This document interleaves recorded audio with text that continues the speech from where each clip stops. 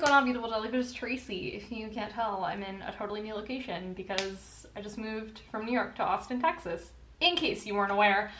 So quick jumping in. I have nothing behind me, no books, because the movers still have not come, so don't worry, those bookshelves are going to be soon filled with all of my wonderful books.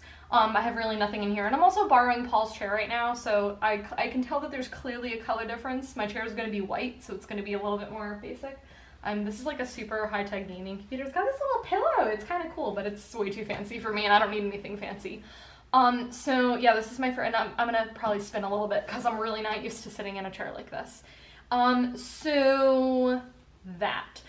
Today I wanted to do a video talking about reprints, and I feel like this is especially important right now with Masters 25 being out. I'm going to talk about some pretty exciting things about just reprints, maybe some stuff I'm looking forward to in reprints. I'm not just talking like Masters 25, I just mean like things that I hope will be reprinted and that sort of kind of stuff.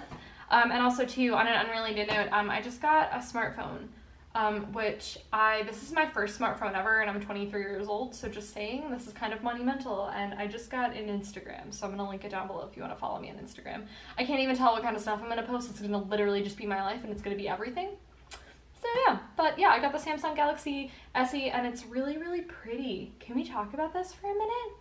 I love this. It's like this purpley, like taupe color, and yeah, ooh, whoa, be careful. Be careful, Tracy, put that down gently. I'm not used to it. I had like, my old phone was like a Nokia basically, and I dropped it everywhere and it never broke. Okay, we really need to get into the point of this video. Reprints, reprints, reprints. So the first thing I want to say about like cards being reprinted, which I guess we'll just define that basically. If you're like new to Magic, that basically means that there's a card that's already out and it's getting reprinted. Now, we're going to spend a lot of time talking about Jace the Mind Sculptor in this video because he's a very big deal, I would say, that's getting reprinted recently in Masters 25, which comes out the 16th of March. I feel like that sounds right. It's either the 16th or the 23rd. Okay, so basically Jace has been reprinted before, so pretty much he's been in Eternal Masters and World Wake. That was his first set. And he's also in From the Vault 22. Oh yes, and he's going to be Masters 25. Whoa, he's going market price like 80 bucks right now? What? That's a huge change. Okay, so we're going from about 124 or so to 80. And that's kind of the first point that I want to make is I think reprints are super incredible because they give, so anyway, so we'll go back to that point in a second. Sorry, I'm really rusty, guys. I haven't actually filmed a video in a while because I pre-filmed a ton of videos with the move because I didn't know how busy I would be, and yeah, it turns out I was really busy. But now I have a little bit of time this week, which is great. So this means that Jace has already been in those sets, but now he's coming out of Masters 25, so we get to see him again. He's the same. There's nothing really that nothing has changed, basically. The card is being reprinted.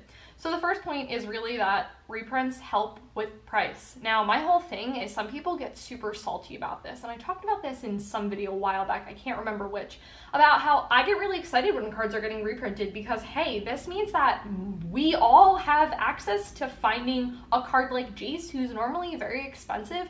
We have access to that card more easily because there's more on the market. More on the market means that the price drops. Awesome. I love that.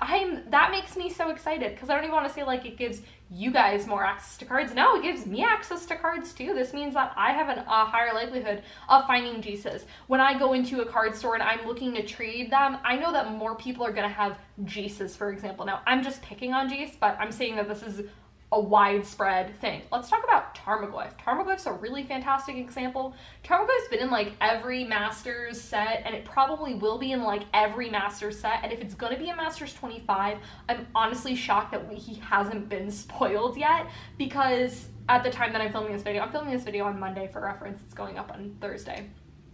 But Tarmogoyf's been in like every Masters set ever, and it's great because this card's always really expensive, and it's always a card that drives a set. And that's like another point that I want to make, is a card like Jace. Okay, so say we were doing like, I guess it doesn't really work with Masters 25 because those are kind of, you know that there's going to be a ton of reprints, set that's going to be reprints. But like, let's just say that Wizards was like, we're just going to make this whole set and like not have reprints. It doesn't really make that much sense because something like Jace is driving the set. When all the cards are spoiled in the set, what card are people really going to be talking about in this? Probably Jace, because one, he's one of the first cards that's reprinted, and he's super high on the money. I don't know where I was going with that, but he's expensive, and that's something that's going to drive the set, versus if you're leading a set where, like, you're like, whoa, guys, check out all these cool Magic cards, but we don't really know how expensive they're going to be, so I don't really know if it's going to be worth it to buy it. People are like, yo, Jace is in this set, higher likelihood of me opening him, I'm going to buy some packs, I'm going to buy a box, I'm going to buy a case, whatever it is that you're going to do. So, yes, I think it's super important for that purpose. But yeah, honestly, and going back to my first point, I'm never upset when cards get reprinted. I think it's awesome. I think it's great that everyone has more opportunities. I never get mad when cards get reprinted. Also, there's like a higher likelihood of like foils, because like say there's some cards that like have never been foiled before because they're super old or whatever and they just didn't do that at the time. That's super great. Also, the higher likelihood of things in different languages, because you know me, I love cards that aren't in English. Who wants to read their cards? That's overrated. So yes, very excited to see that. So I don't want to get that much into the cards that I'm excited to be reprinted, because I feel like it's one of those things that if I saw something, I'd be like, yeah, I'm really excited to see that. But one thing, I talked about like prices dropping, and I think like one thing I'd really, really love to see are the enemy fetches being reprinted, and I know they were like just reprinted in Modern Masters 2017. But I'd really like to see them again, because they're more expensive than ally fetches, because ally fetches are like 10 to 20, and I'm looking at Marsh Flats right now, and Marsh Flats is like 30 bucks.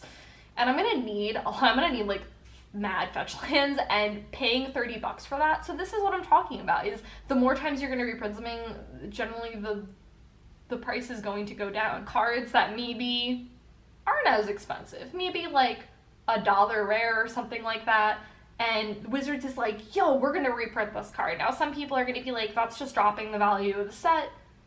Does that really matter? But honestly, I would argue that, think about it from the perspective of someone who is trying to build a modern deck or something, and they're like, hey, I'm buying a case of a Masters set or whatever.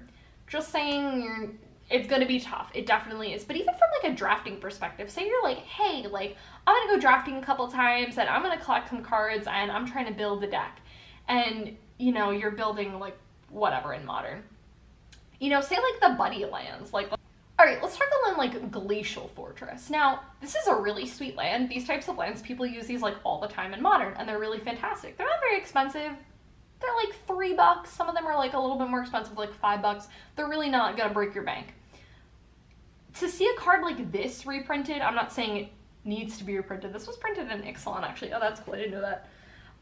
All the sets like blur together in my head. It's just a little crazy. But yeah, it's really exciting to see these types of cards, because then, again, more people have access to them. But also, too, like, if you're drafting or something and you're like, hey, sweet, I'm in this color scheme in my draft, but I'm also going to play this card later on in a modern deck that I'm going to build or whatever. I have now access to that card, and then you tuck that card away, and then you later on put it in your modern deck. So, and again, think about it from a person who is trying to build cards for a modern deck and doesn't have a lot of money, and, you know, you have that experience drafting, and you have that great experience drafting, but then those cards you're taking with you drafting, and you can later incorporate into your deck, even if the card isn't that expensive, but that's saving you $3, and you open up a couple of these, and that's like $12, and then that's just significantly helped your mana base. So definitely exciting to see cards that are heavily used, but they're maybe not like the most expensive card like Jace, because like you can't stock a master set full of like Jaces and Tarmogoyfs. Like, it's just not gonna work. Like, of course, like, it's super exciting to see those cards, but like you're not gonna have a set where like every card's gonna be $100. Like, that's just not the reality. So having those playable cards like Glacial Fortress, like these lands especially, are super important, because the cool thing about lands is like they're always good to have. Like, people are always going to want to trade for fetches. People are always going to want to trade for like things like Glacial Fortress. It's a great card in EDH. And you know, if it's in standard, like it's in standard right now with Ixalan, like people are going to want that for that. So like a card like this is so good to have around. Lands, I would just say, are all around just really great to have as reprints. I'm never really usually complaining when lands get reprinted. Especially like what I talked about earlier, the enemy fetches, I would just really like to see those again. I would just really like those to just come down in price, just to be like $20, so they're just more easily accessible for myself included. So So yeah, that was pretty much it on reprints. I'd really like to hear what you guys have to say about this topic. Hopefully the next time I film, I'm not too sure because I don't even know when the movers are coming, guys. This has been like a nightmare. But hopefully we'll have some books and we'll have a little bit more of an exciting background. I thought this was really the place that I wanted to film because like my desk is right here. You guys are on my desk right now. But I thought it'd be cool so you guys can see my books because they're going to be like Roy G. Biv. So they're going to be in color order and it's going to be like really pretty. So yeah, that was it. Let me know what you guys think in the comments below. And I will see you guys in my next video.